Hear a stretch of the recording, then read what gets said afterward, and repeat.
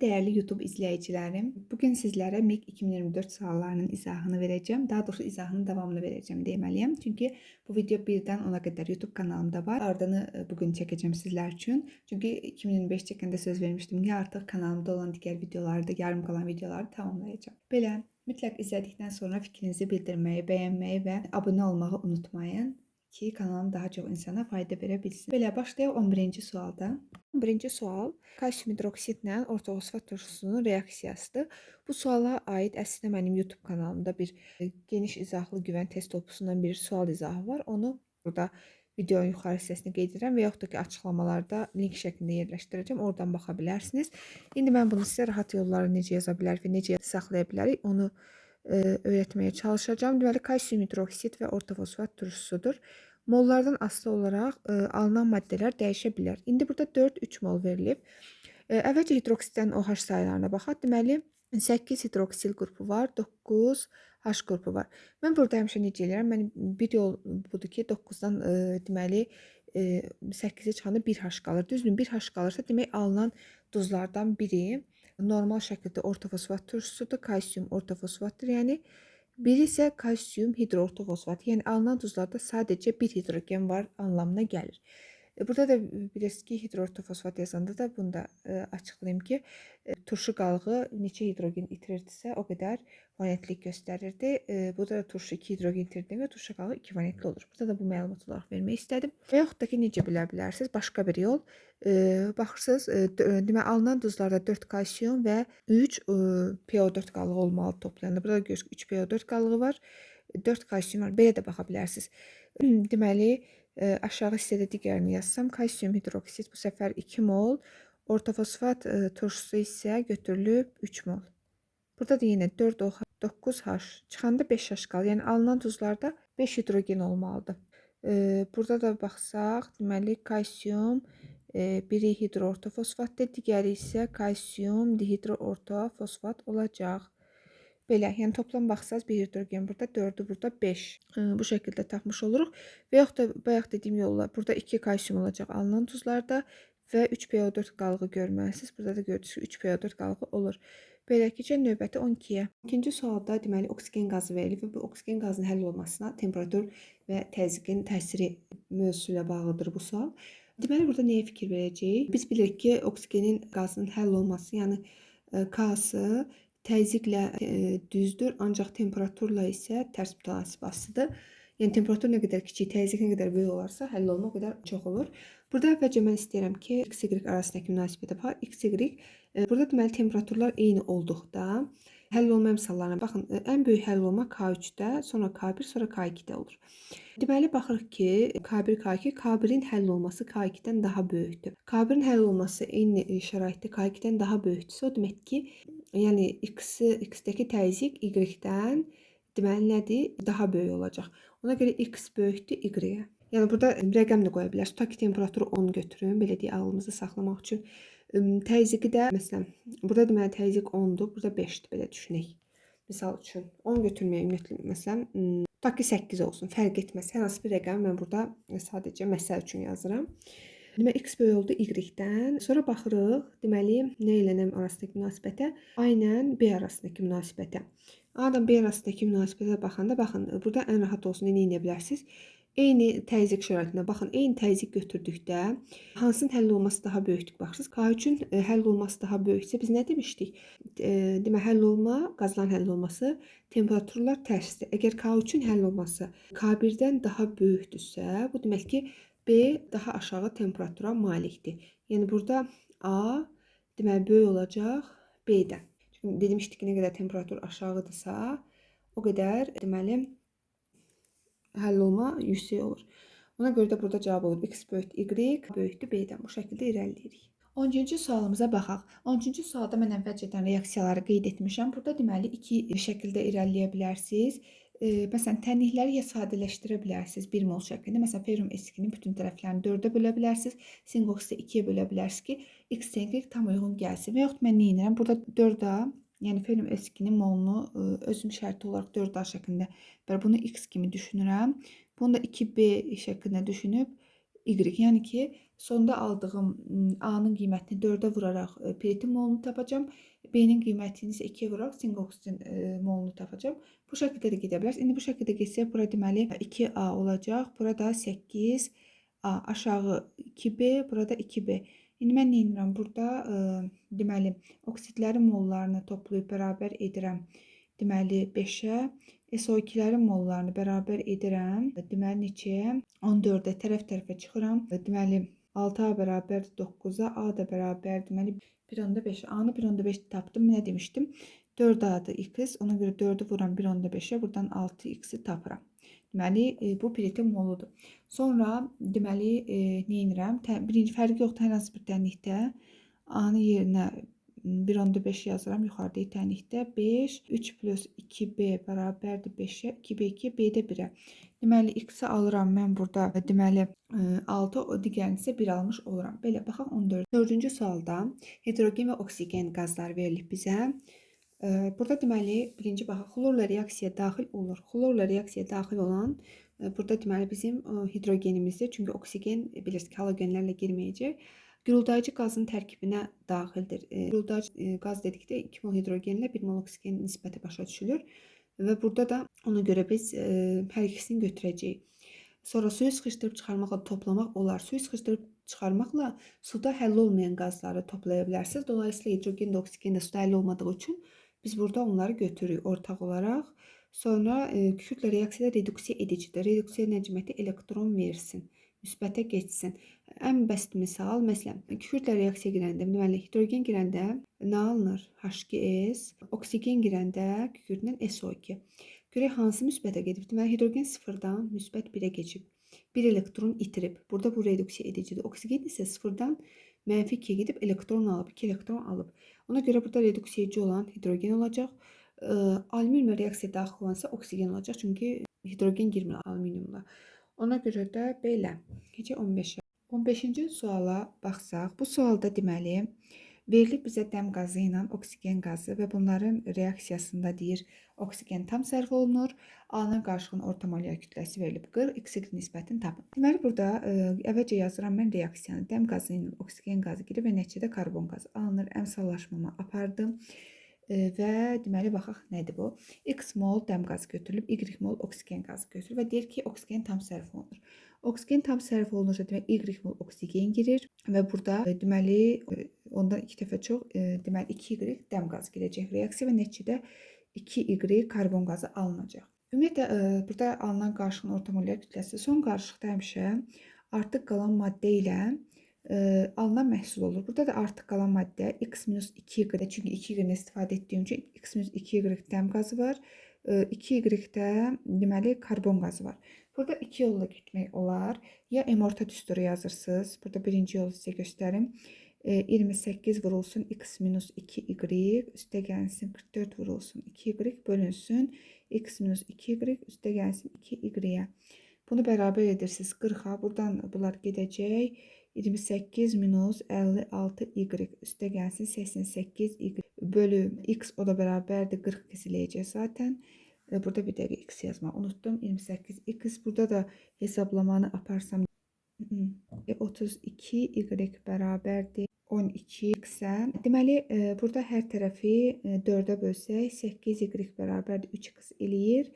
Burada nə hesablasaq, deməli, nə x-in y-yə nisbətini istədiyi üçün deməli 8 bölü 3 alınır. Bu birinci yoldur. Yəni ikinci üsul isə məhlul məsələlərində kimi orta molyar kütləsi verilən maddələrin yəni ki, hansı maddələr dəm qazına karbon qazı yazılır kənara 28 ilə 44, yəni CO-na karbon qazını ortaya orta molyar kütləni yazırsınız. Məhlul məsələlərində kimi çıxırsınız diaqonal üsulla. Burada 4 böyükdən kiçik sayı, burada 12, 1-in 3-ə nisbəti.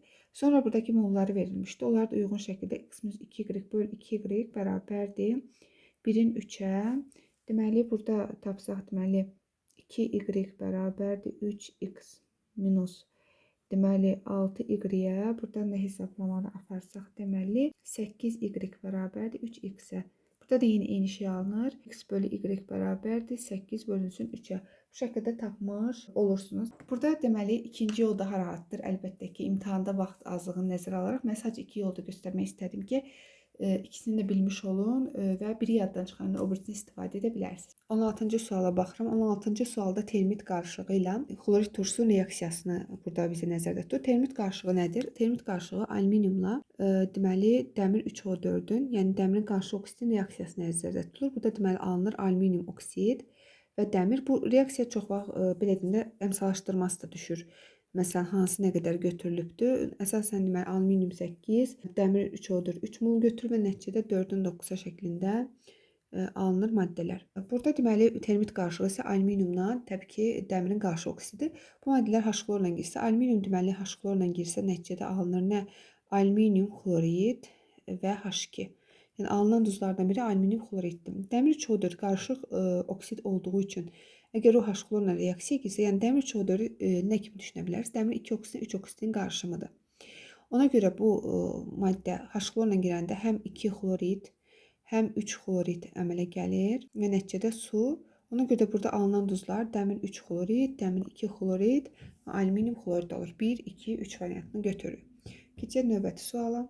17-ci sualda deməli 1 molun yanması 6,5 mol su alınan doymuş ikili amindən söhbət gedir. Orada karbon H rabitələrinin sayı deyil. Monoamin monokarbon turşusundakı molekullardakı burada sigma olacaq. Bu arada sigma rabitələrinin sayına bərabərdir. Bu turşunun əmələ gətirdiyi tripeptidin nisbi molekul kütləsini hesablayın. Deməli doymuş ikili amin deyə necə yazacağıq? Deməli doymuş ikili amin dedikdə formulu CnH2n plus 2NH şəklində yazırıq. İkili olduğu üçün. Burada deməli suyu deyəndə 6,5 mol su.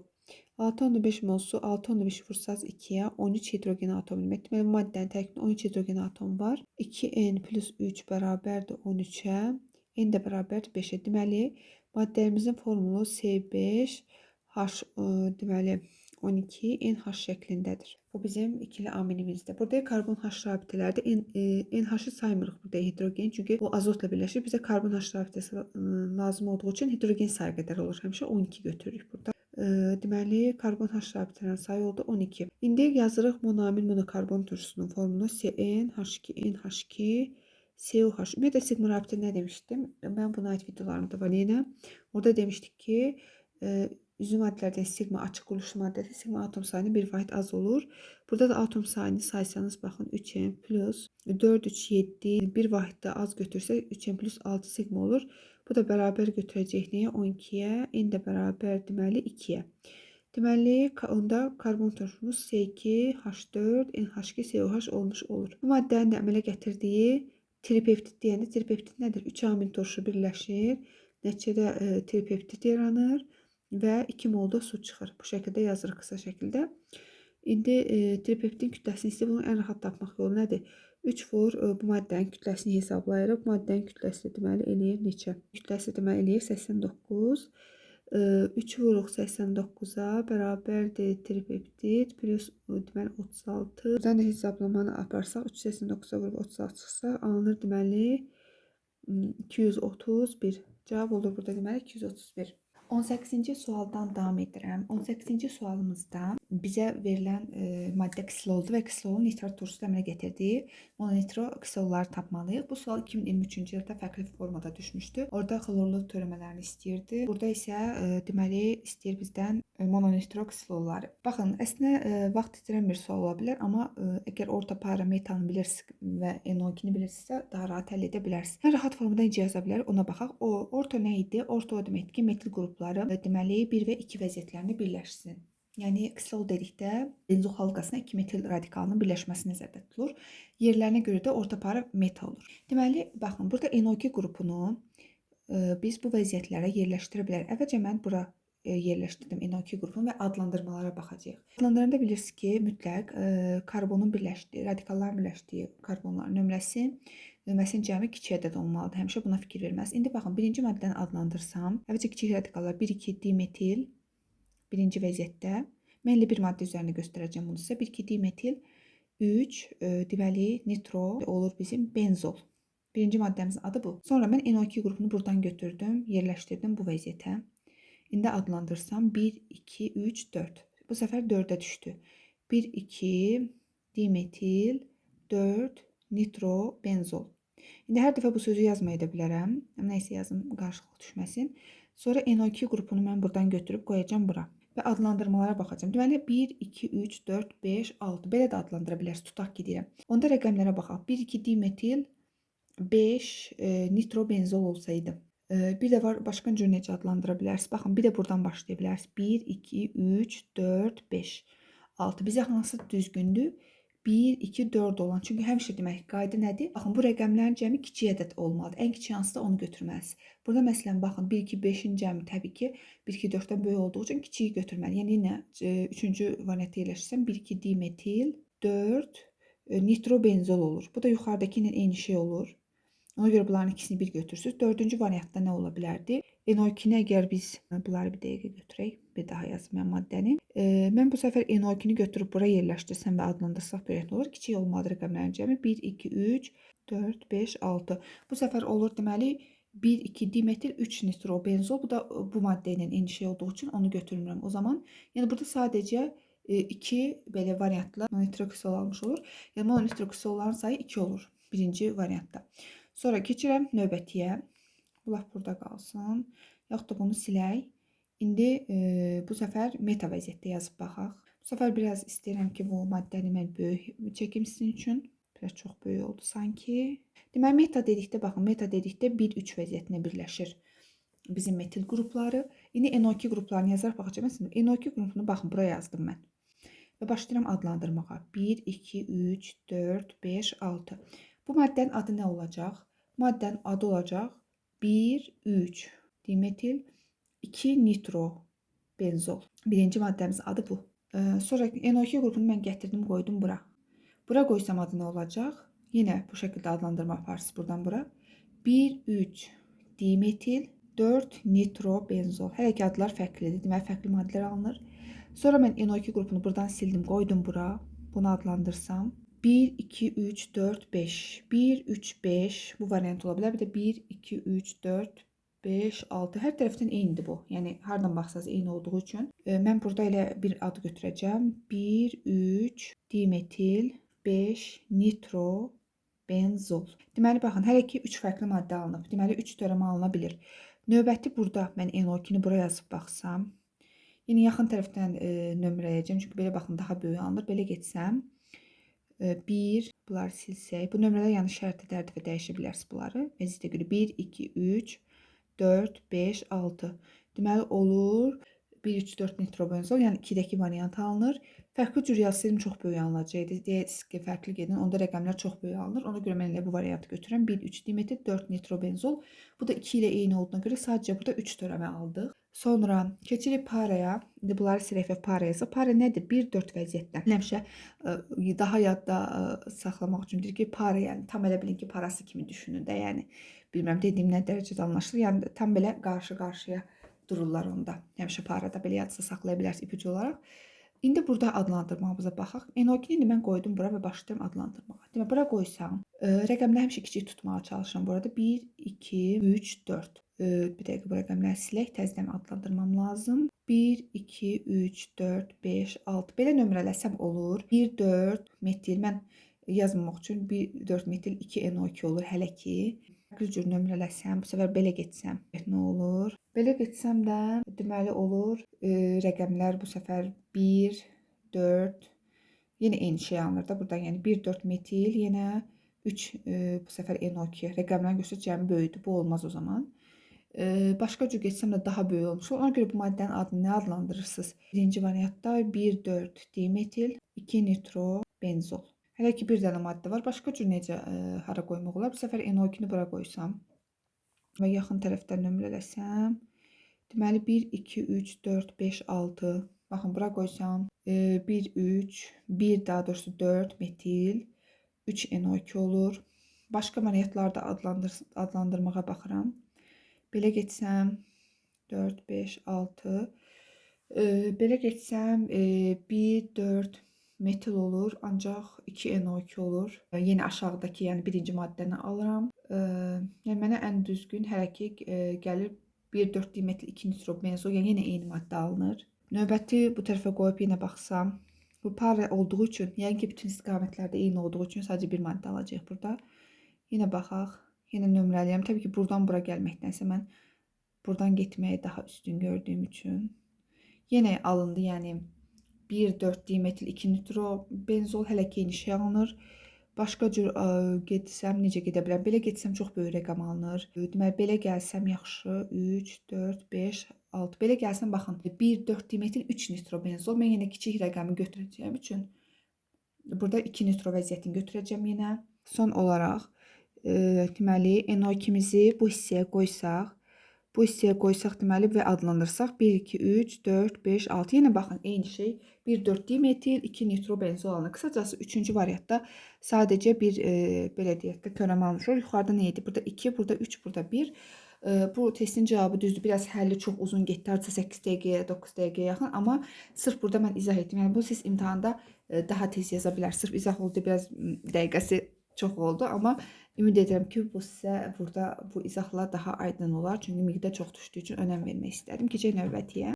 Deməli 19-a baxırıq. 19-cu sualda verilib propin və metan. Hər iki maddənin əvvəlcə yanmasını yazacaq. Birinci maddənin yanmasına 3 mol karbon qazı, ikinci maddənin yanmasından isə 1 mol karbon qazı alınır. Biz burada kütlələri M verilib gördünüz. Yəni kütlələr bərabər deməkdir. Mollar isə təbii ki fərqli götürüləcək. Hər ikisinin kütləsini mola vurub bərabər yazacağıq və buradan belə bir ifadə alır ki, x bərabərdir 0,14 y və karbon qazlarını 3x üstə gəlsin y bərabər edirik 11-ə. Və burada belə bir ifadə aldığımız üçün yerinə qoyuruq 0,14 y üstə gəlsin y bərabərdir 11-ə. Buradan hesablasaq, deməli 11-ə 2 y bərabərdir 11-ə, y də bərabərdir. Deməli 5-ə. Burada biz kütləni müəyyən edin deyir. Yəni kütlə nə olubdur?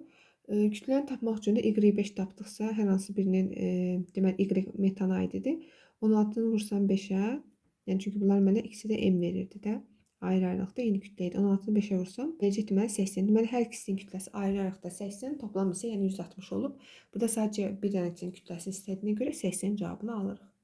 20-ci suala baxsam, deməli deyir ki, nitrogliserin partlayıcı maddə kimi istifadə olunur. Bu doğru cavabdır. Nitro birləşmələr əsasən partlayıcı maddələr kimi istifadə olunur.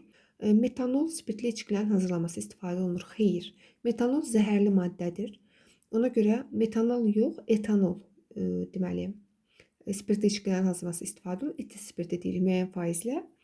Qırmızı fosfor kibrit istehsalında istifadə olunur. Bu fikir doğrudur. Deməli, doğru cavab olur 1 və 3. 21-ci suala baxsaq, burada deməli billur şüşədən söhbət gedir. Billur şüşənin maddələri qurğuşun 2 oksid, kalium karbonat və deməli silisium 4 oksiddir. Tərkibində yəni əmələ gətirən maddələr.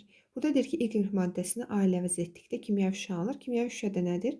Kimyəvi şüşədə əgər biz qurğuşun 2 oksidin yerinə kalsium karbonat qoysaydıq, bu kimyəvi şüşə idi. Yəni burada dolayısıyla Y maddəsi qurğuşun oksidi olur bu maddə üçün. Sonra deyir ki, Z adi pəncərə şüşəsinin istehsalında istifadə olunur. Adi pəncərə şüşəsi natrium karbonat, kalsium karbonat, silisium 4 oksid olduğu üçün burada da maddələrdən ancaq silisium 4 oksid uyğun gəlir.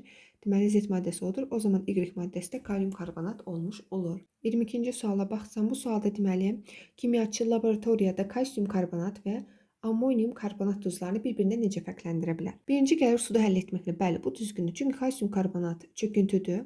Ammonium karbonat isə suda həll olur. Bilirsiniz ki, natriumdur, kaliumdur, ammonium karbonatdır. Bunlar suda həll olur. Digərləri isə çöküntüdür. H-klor məhlul əlavə etməklə. Baxın, burada kalsium karbonat və ammonium karbonat hər iki duzlar H-klor turşuda reaksiyaya girir. Birincidə nəticədə kalsium xlorid, karbon qazı su əmələ gəlir. Digərində isə deməli amonyak, daha doğrusu amonyak neymiş? Ammonium xlorid, karbon qazı su əmələ gəlir. Bununla yəni hər ikisi reaksiya etdiyi üçün fərqləndirə bilmərik.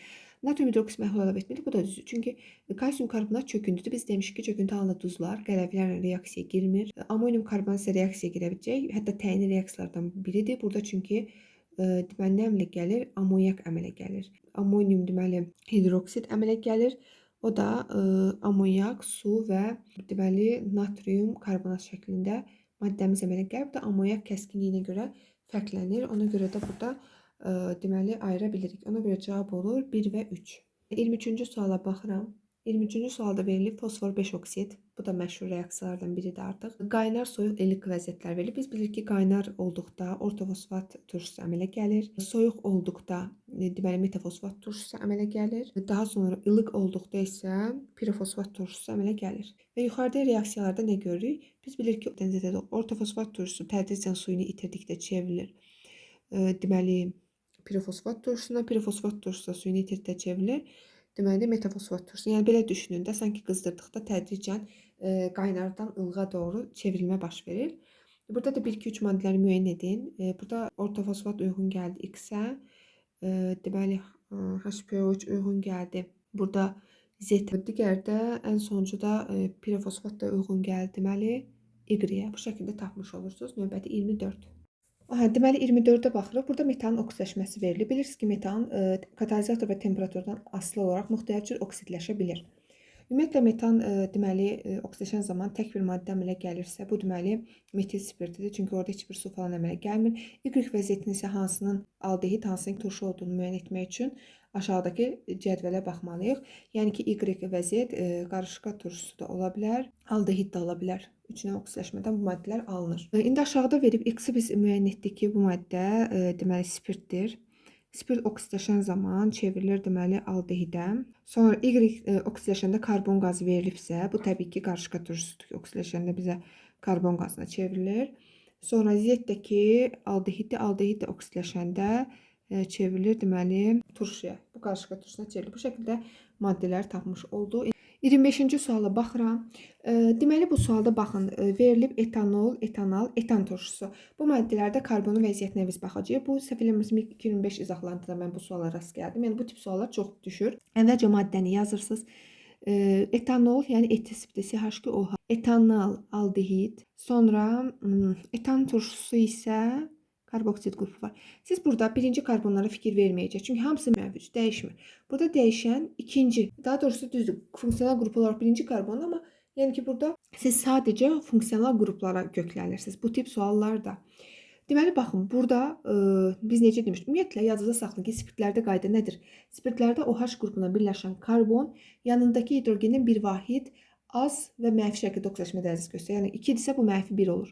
Normalda bilirsiniz ki, CH2 isə nədir? Mənfi 2-dir. Amma birini oksigenə verdiyi üçün bu karbon mənfi 1 olur. Tamam. Sonra keçdik bura. Deməli, burada bu qrupda, aldehid qrupunda karbon deməli olacaq. Deməli, normalda baxın, bu oksigen karbondan ikisini alır. Olur. Karbon müsbət 2, amma hidrogen karbona birini verdiyi üçün o müsbət 2 deyil, müsbət 1 olmuş olur. Bunu başqa cür CHO yaza bilərsiniz. Oksigen mənfi 2 isə, hidrogen müsbət 1 isə, burada müsbət 1 olur. Çünki mənfi ilə müsbət yüklər bərabər olmalıdır. Belə də tapa bilərsiniz, bu əgər çətindirsə. Sonra karboksil qrupunu yenə bir yerə yığaraq baxa bilərsiniz. Deməli, bir yerə yığaraq baxa bilərsiniz. Yəni ki, CHO2 şəklində mənfi 2 isə 4, müsbət 1, müsbət 3 olmalıdır ki, bu da müsbət 4 yükü olsun. Və yaxud da karboksil qrupuna yenə demişdik, oksigen karbon oksigendən oksigen ikisini verir, bu oksigen isə birini verir. Ona görə də bu da müsbət 3 olur. İndi vəziyyətlərə baxaq ki, nə deyir? Birinci çevrilmədə deyir karbon oksidləşir, yəni reduks edir, elektron verir. İndi baxaq görək. Bəli, mənfi 1 idi, müsbət 1 oldu. Mənfi 1 idi, müsbət 1 oldu. Bəli.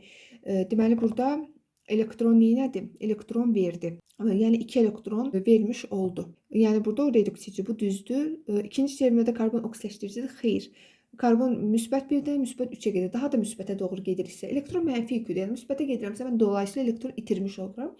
Ona görə bu yanlışdır. Reduks edicidir yenə. Üçüncü bəndə oxusam, üçüncü çevrilmədə karbon hibrid orbitaların sayı bir vahid azalır. Aha, üçüncü çevrilmədə budur. Deməli, normalda baxın. Mən bunları buradan silim ki, qarışıqlıq düşməsin. Aha, üçüncü çevirmə deyəndə, yəni spirtdən etan turşusuna doğru çevriləndə. Burada deməli, karbonların hər ikisi nədir? sp3-dür. Burada 8 orbital var. Burada isə sp3, karboksil qrupundakı sp2-dir. Toplam 4, 3, burada 7, bir vahid azalır. Bu da düzdür. Burada cavab olur 1, 3. 26-cı suala baxıram. Deməli, bu sualda verilib spirt. Spirt əvvəlcə deməli oksidləşir və nəticədə çevrilir aldehidə. Sonra isə molekullar arası dehidratasiyasından alınır. Deməli, bir ki molekul daxil olduqda alken alırdıq. Bu da molekullarsı olduğu üçün sadə efir alınır. Deməli, CnH2 plus deməli 2 O 2 mol çevrilir. Deməli, Cn plus 1 O CnH2 plus 1 üstə gəlsin su. İndi kütlələri müqayisə eləyəcəyik. Birincinin kütləsi deməli M-dir. Çevrilir olur A. Daha sonrası yenə 2M-dir. Bu səfər alınan birləşmə kütləsi B-dir. Münasibətə baxacaq. Deməli, M nəyə bərabər? Baxın, M ilə A arasında fərq nədir? 2 hidrogen aldehiddən daha çoxdur deyə mən belə yaza bilərəm ki, M çıxılsın 2 bərabərdir A-ya. Daha sonra aşağıdakı tənliyimizi müqayisə eləsək, B nəyə bərabər olacaq? B-ni almaq üçün gördüyünüz ki, fərq nədir? 18 qram. Çünki içindən 18 qram su çıxanda mənə sadə efir verir. Ona görə 2M-dən mən çıxacağam 18-i. Bu da mənə B-ni verəcək. Bu şəkildə tapmış olur. 27-ci suala baxırıq. Deməli, 27-ci sualda bizə verilib deməli, kalium hidroksidin xlorla reaksiyalar. Bilirsiniz ki, iki cür reaksiyaya girə bilir. Temperatur və temperatursuz. Temperatur olmadıqda kalium xlorid, kalium hipoxlorid su. Temperatur olduqda isə kalium xlorid, kalium xlorat və su. İndi burada baxanda görürük ki, reaksiya məhsullarında Y-lər eynidir. Y-lər eynidirsə, deməli Y kalium xloriddir. Bunu müəyyən edirik. X-lə Z isə ya kalium hipoxloriddirlər, ya da xloratdırlar. Bunu müəyyən etmək üçün də aşağıda belə bir şeydir ki, oksigenin kütlə payı omega-1 bölü omega-2 X-də daha çoxdur. Baxın, mən ilk baxışda baxanda görürəm ki, oksigenin kütlə payı zaten bunda çoxdur. Deyəsiniz ki, bunu necə bilirsiniz? Yəni, normalda kütlə payı necə tapsınız? İndi 16-nı böləcəydiniz birincidə hipoxloridin kütləsinə, 48-də böləcəydiniz ikincinin kütləsinə.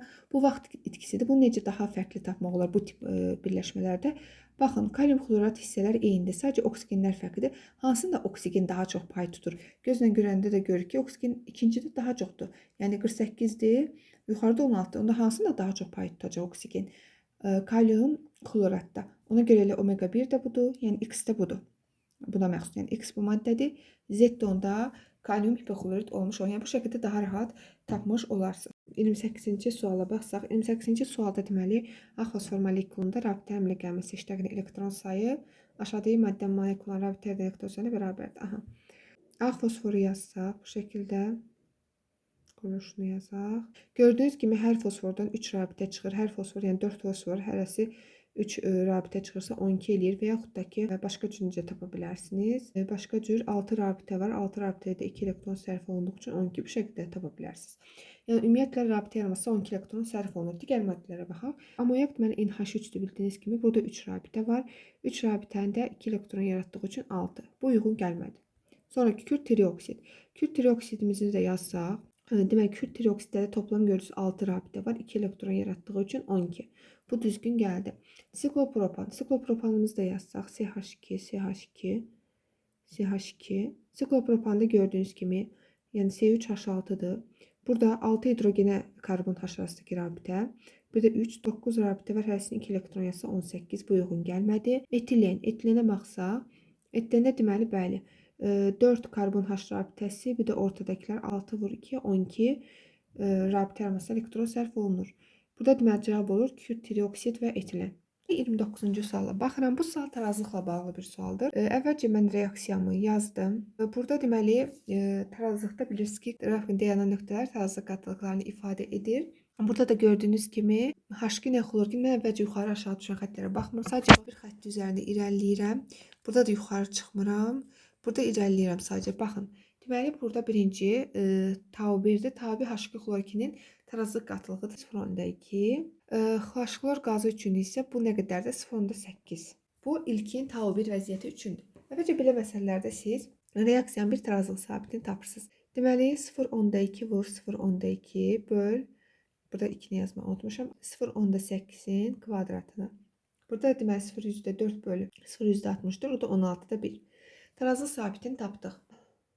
Sonra keçirik deməli ikinci. Takip vəziyyətinə baxın. Deməli H2 xlor qazı 0.6 artdı. Yəni yenə tarazlıq H2 xlorgin alınma istiqaməti 0.6 oldular. Nə qədər artım oldu? Burada belə deyək də 0.4 artım var hal-hazırda. 0.4 artıblar, 0.6 oldular. Ancaq H xloru bilmirik ki, sonda nə qədər qaldı. Mən də baxın qrafikdə M müəyyən qədər baxın H xlor əlavə ediblər qrafikdə. M-ə qədər yüksəlib, sonra N-ə düşüb. M-N qədər sərf olunub. İndi mən burada N nədir? H xlorun yeni tarazlıq qatılığıdır, belə deyim. İndi mən tarazlıq sabit ifadəsindən bildiyim üçün burada yenə yerinə qoyacağım. 16'da 1 bərabərdir. 0,36, yəni 0.6 nəzərdə tuturam. Bölünsün N-ə. Deməli, bunları da kök altına alsam, hər iki tərəfdən. Burada N kvadratı deməli. Bunu yazmalı olmuşam. N kvadratı. 0.6 bölünsün. N də bərabərdir. Deməli, 2.4. N-i tapdıq. Deməli, H xlorun yeni tarazlıq qatılığı 2.14 olub. Qrafikdə də 2.4-ü qeyd edək. Sonra mən burada belə bir şey etdim ki, baxın, qayıdıram bura. Reaksiyada ümumiyyətlə sərf olunmalar həmişə tənliyə görə getməlidir. H xlor Normalda H2 xlor nə qədər artıb, hər ikisi 0,4. Reaksiyaya görə baxanda görürüz ki, H-xlor 2 mola 1 mol reaksiyaya girir də. Yəni 2 mol H-xlor sərf olanda bu qazlarda 1 mol əmələ gəlir. Əgər bu qazlardan 0,4 əmələ gəlibsə, deməli 0,8 nə sərf olunub? 0,8 H-xlor qazı reaksiyaya sərf olunub. Onda mən M-i tapmaq üçün, M nə idi? M başlanğıc qatlıq kimi düşün. M başlanğıc qatlıqdırsa, başlanğıc qatlıqda sərf olunan tarazlığın cəmi tarazlıq 2,4 dedik, nə qədər sərf olunub? 0,8 toplam 3,2 gedir. Mənə də M ilə M cəmini istədiyinə görə 3,2 ilə toplayırsınız. Deməli 2,4-ü o dedir 5,6. Bu şəkildə tapmış olursunuz. 30-cu suala baxsaq, 30-cu sualda deməli hansı reaksiya tənliyi HOH şəklindədir. Yəni qısacası sadəcə sonda tənlikdə su qalsın, heç bir çöküntü qalmasın deməkdir. Birincidə ümumiyyətlə sink oksidi görən kimi mən burada çıxıram, çünki elektrolit deyil o. Ona görə o sink oksid məxludu bütöv şəkildə qalacaq. O iyonlarına ayrılmayacaq. Ona görə bəndlərdən onu ələyirəm. İkinci bəndi götürəcəm. Niyə? Baxın burada kalium hidroksid belə düşünürsünüz də. Kalium müsbət, OH mənfi, H müsbət, SO4 2 mənfi, sonra 2K müsbət, SO4 2 mənfi, plus 2 mol su. Burada baxın, kaliumlar getdi. SO4'lər getdi. Nə qaldı? H, OH, su. Sonra üçüncü yenə oksiddə çıxırsınız bu bəndi. Dördüncüdə çöküntü görürəm mən. Yəni bu ümumiyyətlə dissosiasiyaları bilmək üçün mütləq çöküntüləri bilmək lazımdır. Ona görə barium sulfat var deyə o məhlulda qalacaq deyə. Zaten burada su ilə yanaşı, yəni barium sulfat da biz görəcəyik. Ona görə bunu da götürmürük. 5-ciyə baxanda bəli, 5-cidə natrium hidroksidi ayrılacaq, sulfat ayrılacaq, natrium sulfat ayrılacaq. Baxın, natriumdan natrium gedəcək. OH qalacaq. Sonra SO4 ilə SO4 gəndə H, OH, su. Ona görə cavab olur 2 və 5. Yəni keçək 31-ə. 31-ci suala baxsaq, 31-ci sualda pirit verilib. Pirit oksigenində yandıqda dəmir 3 oksid və SO2 əmələ gəlir. Sonra əmsallaşdırmanı aparsaq 4, 11, 2, 8 şəklində olur. İndi bəndlərə baxsaq, reaksiya tənliyində turşu oksidin əmsalı 8-dir. Bu doğrudur, 8-dir SO2-də. Dəmirin müsbət 2 oksidaşma dərəcəsi göstərdiyi oksid alınır. Xeyr, dəmir burada 3 müsbət 3 oksidaşma dərəcəsi göstərir. Bu yanlış. Kürdün oksidaşma dərəcəsi -1-dən müsbət 4-ə dəyişir. Bizdə kürd -1 göstərir. -1-dən deməli müsbət 4-ə keçir. Bu da doğrudur. O zaman sulfat turşusunun alınması mərhələlərinin biri ola bilər. Bəli, pirit istifadə olunur. Bu düzdür. Reaksiya zamanı qarışıq oksid alınır. Xeyr, bu qarışıq deməli oksid deyil. Ferum 3O4 qarışıq oksiddir. Bu yanlış.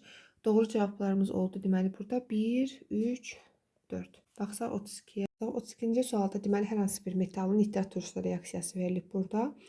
Bilirik ki, nitrat turşuya gedikdə maddələr, metallar aktivliyinə asılı olaraq müxtəlif cür azotun oksidlərini əmələ gətirirlər burada. Burada da deməli Y oksigen adi şəraitdə reaksiya daxil olubsa, deməli Y NO qazıdır. Və X burada bir valentli metaldır və burada biz əmsallaşdırma aparacağıq. Əmsallaşdırma da aparsaq, bura 3, bura 3 qoyacağıq. Sonra bura 4 qoyacağıq. Sonra 1, burada 2 qoysaq əmsallaşma getmiş olur. İndi burada deyir ki, aşağıdakidən hansı fikir doğrudur? Oksidaşma məhsulunun əmsalı 10-dur. Ümumiyyətlə oksidaşma məhsuluna baxdıqda, burada deməli X 0-dan müsbət 1-ə gedir. Azot da müsbət 5-dən, NO da müsbət 2-yə gedir. Burada deməli X maddəsi 0-dan müsbətə getdiyinə görə reduksiyicidir. X maddəsi reduksiyici, azot isə burada müsbət 5-dən müsbət 2-yə getdiyinə görə oksidləşdiricidir. İndi burada deyir ki, oksidaşma məhsullar isə baxın sağ tərəfdə olur. Yəni reduksiya edicidirsə məhsulu oksidləşmə məhsulu olur. Ona görə oksidaşma məhsulu da deyəndə burada XNO3 maddəsi başa düşülür ki, onun əmsalı 10-durmu? Xeyr, bu yanlışdır. Reduksiya edicinin əmsalı 3-dür. Reduksiya edici də yenə X maddəsi əmsalı 3-dür. Bəli. Oksidaşma məhsulu NO-dur. Oksidaşma məhsulu. Deməli biz dedik ki, reduksiya edici məhsulu oksidləşmə məhsulu olur. Oksidaşma məhsulu NO-durmu? Yanlış. Reduksiya məhsulu NO2-dir. Bu da zaten yanlış. Sonra oksidləşdiricinin 25% reduksiya olunur. Baxın, oksidləşdirici burada nitrat turşusudur. Nitrat turşusunda 4 mol azot var. 4 mol azotdan cəmi 1 molu reduksiya olunub. 4-də 1 vur 100, o da 25% deməkdir. Bu şəkildə tapırsınız. Deməli, burada da doğru olan cavablar 2 ilə 5 oldu. 33-cü sualımıza baxaq. Deməli, bu sualda əslində ilk baxışda birazcıq yanlışlıq var şərtində. Çünki polimerləşmə reaksiyasına daxil olan bərk maddələr deyil. Polimerləşmə və aşağıdakı maddələr demək olar ki, əksəriyyəti polikondensləşməyə daxil olacaq. O baxımdan burada mən şərti bir qədər dəyişəcəm. Polikon D-ləşmə reaksiyasına daxil olan maddələri göstərin və yaxud polimer əmələ gətirən maddələri göstərin də deyə bilərdi şərtdən. Burada deməli ilk öncə bərk maddələr vurğulamaq istəyirəm. Deməli buradakılardan sadəcə etilen qlikol maye olduğu üçün onu çıxıram. Digər 3 maddə bərkdir, kristal maddələrdir. Beta qlikoza bilirsiniz ki, selluloza əmələ gətirməklə, su ayırmaqla polikonizləşir. Alfa alanin də bilirsiniz ki, bunlar amin turşular əmələ gətirir. Adipin turşusu da heksametdən diaminlə neylon və ya amid lifini əmələ gətirir. Ona görə burada cavabları 1, 2, 4 götürəcəyik. Növbətiyə baxsaq. Deməli 34-cü suala baxıram. Bu sualda tam düşüb düşməyib, bu naməlumdur, amma burada topluda da var bu suallar iki anlayışlarda. Bunu necə edirsiniz? Əvvəlcə baxın 20 dərəcə test tapırsınız ki, 20 dərəcə burada temperaturlarda harda yerləşir? -10 ondan sonra yerləşir birincidə, sonra -10 ilə 80 arası yerləşir ikincidə, üçüncüdə isə deməli ərimədən qabaqda yerləşir. Ümumiyyətlə maddə bilirsiniz ki, bərk olur, sonra mayeyə keçir, sonra qaz halına. Belə. Deməli baxın, birinci maddə X maddəsi -20-də əriyib, mayələşib, -10-da da qaynayıb qaz halında olub. Deməli burada nə halında olacaq? Qaz halında olacaq. Bura yazırıq qaz. Sonra burada deməli -10-dan 80 arasında yerləşir. -10 ilə 80 arasında yerləşirsə, ümumiyyətlə yəni ərimə ilə qaynama temperaturu arasında yerləşirsə, əlbəttə ki, maddə hələ qaynamadığı üçün maye halındadır. Çünki -10-da əridi, bir də müsbət 80-də qaynayıb qaz olacaq. Deməli mayedir. Yəni ərimə ilə qaynama arasında isə mayedir. Ərimədən qabaqdadırsa, deməli bərkdir də. Çünki 20-dir, bərkdir, hələ 40-da əriyəcək, olacaq maye. Ona görə burada da bərkdir. Harda deyir, maye aqreqat halda oldu, sadəcə Y-də. Belə. Deməli 35-ci sual. 35-ci sualda da necə həll edəcəyik? Ümumiyyətlə əvvəlki energetik səviyyələri yazırıq. 1s2, 2s2, 2p6. Bu ikinci təbəqə keçirəm. Üçüncü təbəqədə burada qeyd edir ki, üçüncü təbəqədə elektronların sayı 4-cü təbəqədəki elektronlar 18 dəfə böyükdür. Bu da belə deməkdir ki, yəni ki, 3-cü təbəqədəki elektronların sayı necə yazarıq? Yəni 18 N4, 4-cü təbəqə belə işarətləyim, bərabərdir N3-ə. Yəni belə deyək, N4-də yəni 1 elektron var, N3-də 18 elektron var. Onu necə yazarsınız? 3s2, 3p6. Normalda dolma necə olur? Normalda belə olurdu. 4s1, 3d deməli normalda belə olur. 4s2 əslində 3d, məsələn bu element üçün 9 olur. Çünki mən 18 elektron yazmaq istəyirəm 3-cü təbəqədə. Ancaq burada istisna var deyə misdə 3d 10 olacaq və görsəniz 3-cü təbəqədə 8, 10, 18 elektron var. 4-cü təbəqədə 1 elektron var. Yəni bu şərtə uyğun gələn element misdir. Biz indi buradakı cüt orbitalların sayını tapacağıq. Cüt elektronlu orbitalların sayı. Baxın, ümumiyyətlə S2 nədir ki, belədir. Yəni S-lərdə bu şəkildə cüt elektronlar var. Baxın, 1 orbital cüt, 2 orbital cüt. Yəni ya da belə yazın. Burada 1. P-də bilirsiniz ki, 3 elektron var. P necədir bu şəkildədir də. Burada da hamısı cütdür deyə bunu 3 götürürəm. Sonra S-də yenə 1, P-nin 3-ü də doludur. S isə cüt deyil, S tək duracaq. 3D, onda D-də də bilirsiniz ki, 5 orbital var bu şəkildə. Hamısı da bu şəkildə elə bilin ki, cütdür. Heç gönlüm razı gəlmir ki, heç vaxt ki, nəyisə yarım buraxım demədən, bəlkə kimsə orbitalları anlamır burada. Orbital deyənə baxın, bu damalar başa düşülür. 5 damanın 5-i də doludur. Cüt elektrondur ki, hər birində 2 elektron var. Ona görə D-də 5 elektron olacaq. Toplayanda da cüt orbitalların sayı 2, 3, 5, 6, 3, 9, 5 edər.